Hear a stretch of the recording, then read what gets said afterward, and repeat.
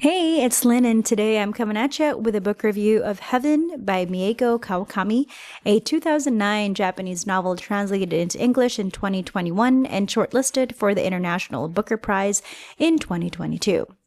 There are books that are sad, and then there are books that reach into your rib cage and rearrange something. This is a second kind. We are dropped into the interior life of a 14-year-old boy in early 1990s Japan whose name we never learn. His classmates call him Eyes, a reference to his lazy eye, a minor condition that has somehow been designated as sufficient reason for his torment. The bullying is relentless, physical, and utterly normalized by everyone around him, including the adults who are supposed to know better. He has learned through grinding repetition to make himself small, to absorb, to endure. Into this gray world, a slip of paper arrives, a classmate named Kojima, who has been watching him and leaves a note that simply reads, "We should be friends." He suspects a trap. That instinct alone tells you everything about what his daily life looks like, but Kojima is not a trick. She is someone who understands because she is suffering too. Mocked for her unkempt appearance and called hazmat by the girls who torment her. Her disheveled state is not neglect. It is a deliberate act of solidarity with her father, who was left behind when her mother remarried into wealth. She is the most complicated 14-year-old I have ever encountered in fiction. Their friendship unfolds through handwritten notes and rare outings, most memorably a visit to an art museum where Kojima reveals the thing she calls heaven, a painting of two lovers sharing cake in a luminous room, unbothered, wholly themselves. For Kojima, heaven is not an afterlife. It is the belief that suffering held with intention and meaning can be transformed into something transcendent. It is a beautiful and heartbreaking philosophy, and the novel spends the rest of its pages asking with increasing urgency whether it is actually true or whether it is simply the story of a wounded child tells herself to survive. And so with that, let me start by talking about Kawakami's writing, because it demands to be talked about first. Kawakami's prose is grotesquely violent in a way that is deliberate and entirely necessary. There is a scene where the narrator's classmates shoved a deflated volleyball over his head and use him as a human soccer ball. Kawakami does not cut away. She walks you through each moment, the muffled sounds, the panic registering as a physical sensation before the mind can name it. It is deeply uncomfortable, and she does not apologize for that. Bullying as a word is almost too clean for what this book describes. Kawakami makes sure that you feel the difference.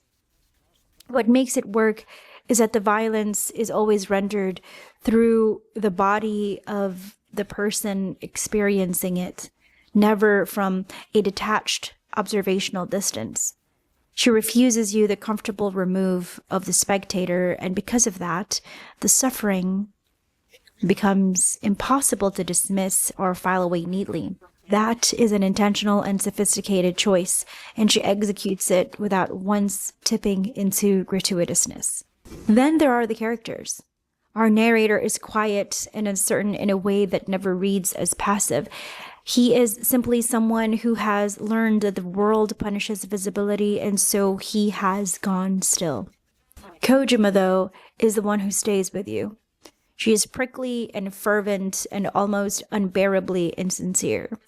Her philosophical monologues about suffering could have read as precocious, but they don't, because Kawakami grounds them in lived experience.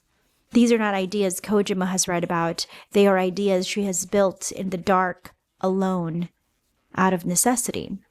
And that philosophy is where the novel becomes something genuinely remarkable. Heaven stages a quiet confrontation between two ways of understanding suffering.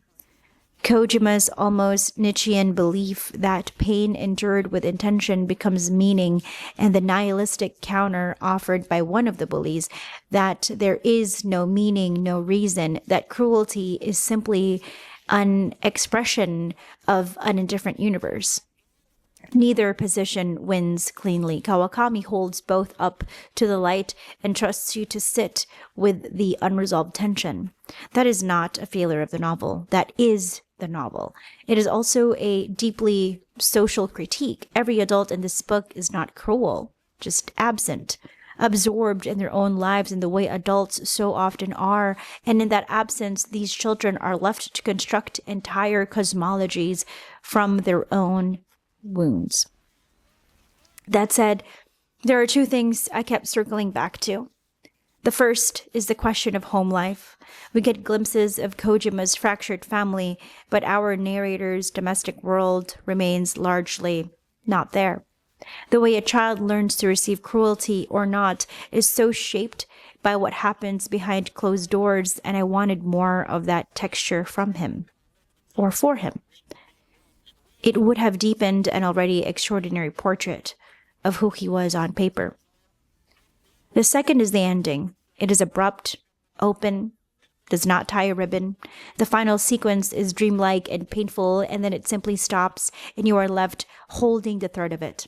I understand the artistic integrity of refusing resolution when the subject matter rarely resolves in real life.